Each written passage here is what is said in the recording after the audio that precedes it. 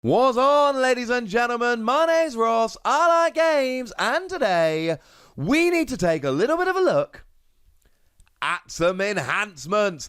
See, over on the Facebook group, people have been talking about the best enhancements that we've been seeing in the new set Mass Mutation, and I thought, you know what?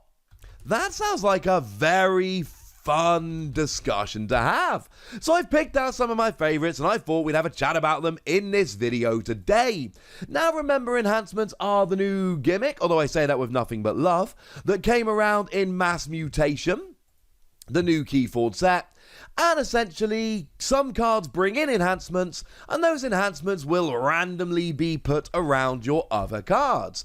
So you will just get a bunch of icons, and either you gain an amber, one of your friendly creatures captures an amber, you deal a damage to a creature, or you draw a card.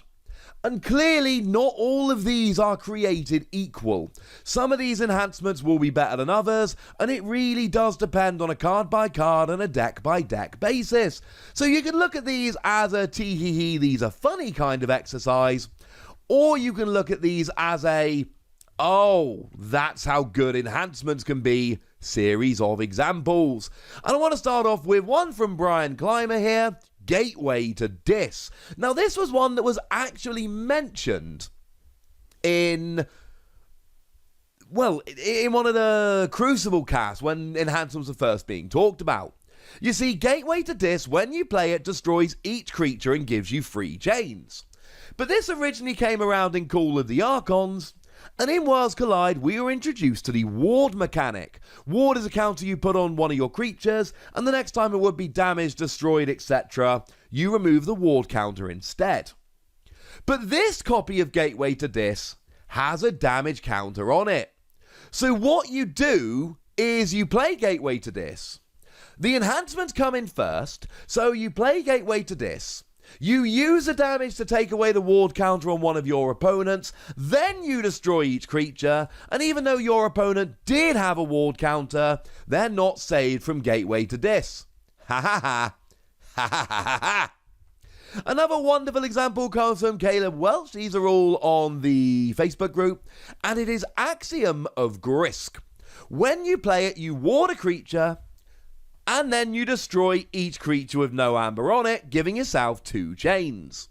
But this Axiom of Grisk comes in with 2 capture icons. And remember the way capture icons work.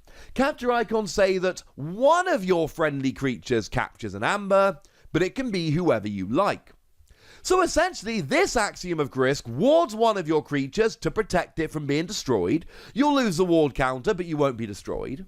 Then it lets you pop an amber from your opponent onto 2 of your other creatures. So whereas Axiom of Grisk would usually protect one of your creatures and then destroy everybody else, this will protect 3 of your creatures while destroying everybody else. Yeah, fine, maybe your opponent doesn't have 2 amber to capture if they don't gutted, but as long as they do, this is phenomenal. Another really fun example, Brian Hikes over on Facebook showed us this Rapid Evolution. Now, Rapid Evolution, when you play it, you choose a creature and you give it +1 power counter for each amber that you have. You've got 6 amber, you give it 6 extra power counters. And Rapid Evolution naturally comes with an amber bonus, so you can at least get 1 +1 power counter. This, however, given that there are 2 on there, gives 2 extra power counters. That is, of course, in addition to any amber that you had in hand anyway. I love this, ladies and gentlemen. This is a very, very nice one.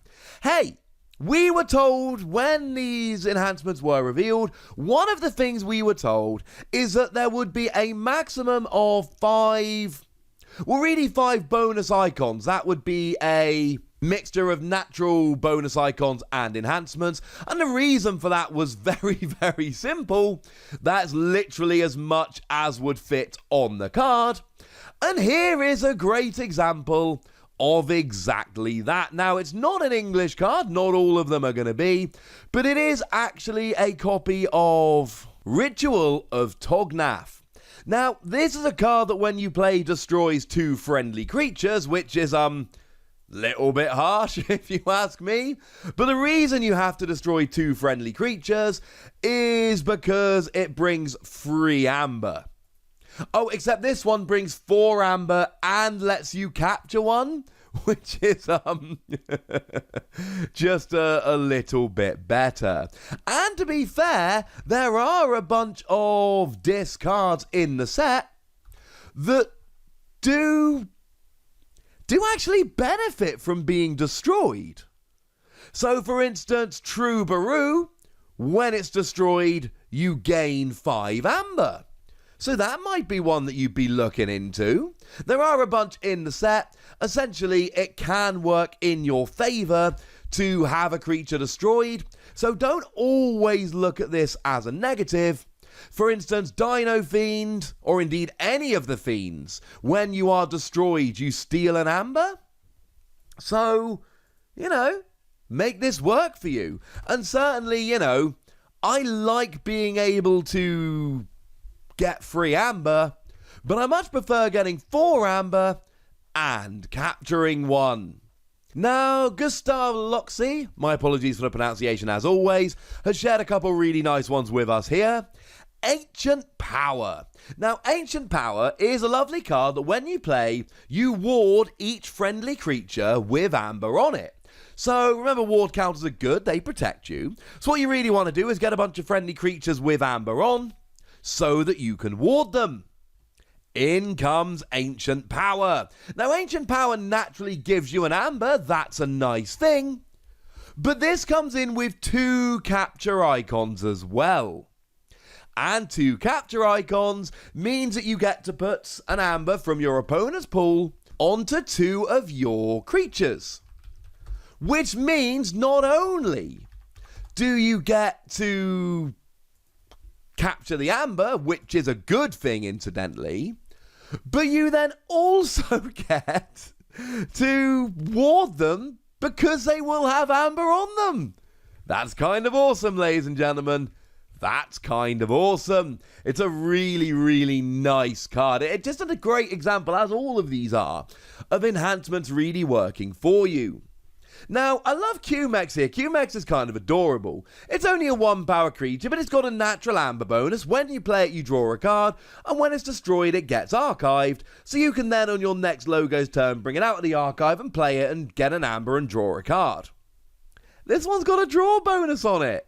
So every time you play it, you gain an amber, and you draw 2 cards, and then when it's destroyed, it goes to your archive, and you get to pull it out again, and round we go.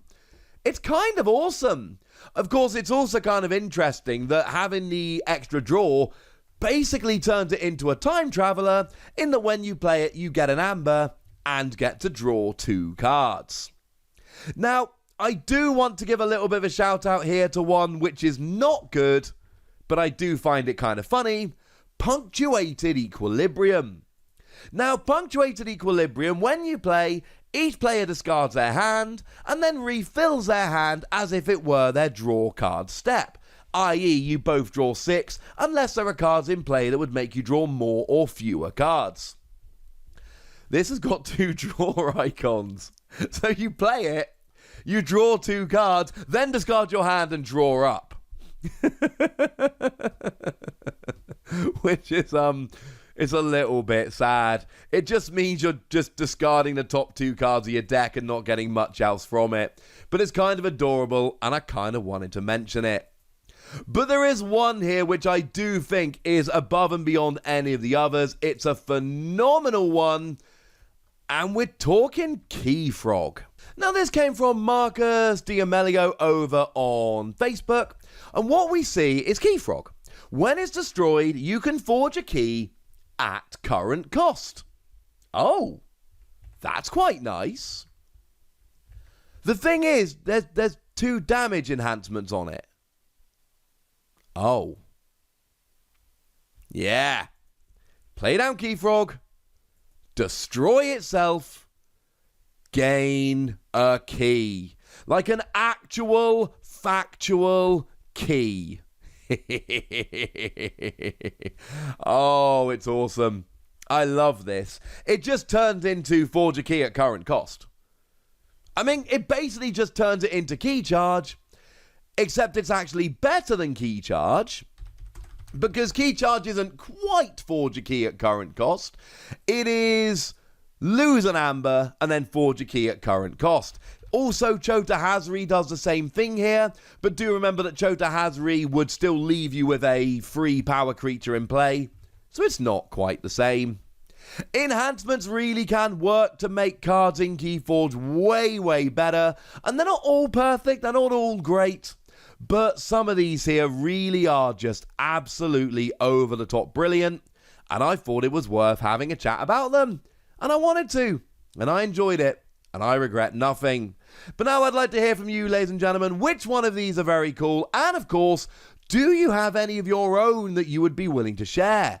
I would like to see them. Go nuts in the comment section, but be nice! And then make sure you like this video, subscribe to this channel, follow me on Twitter at the Wossy. That's where we talk Keyforge and a bunch of other card games. And please do consider checking out patreon.com/PTCGradio, where you can support the channel, get some bonus podcasts and all kinds of fun stuff. But by far the most important thing, as always, look after yourselves till next time, would ya? Thank you very much for watching. My name's Ross, and you've been watching Wossy Plays.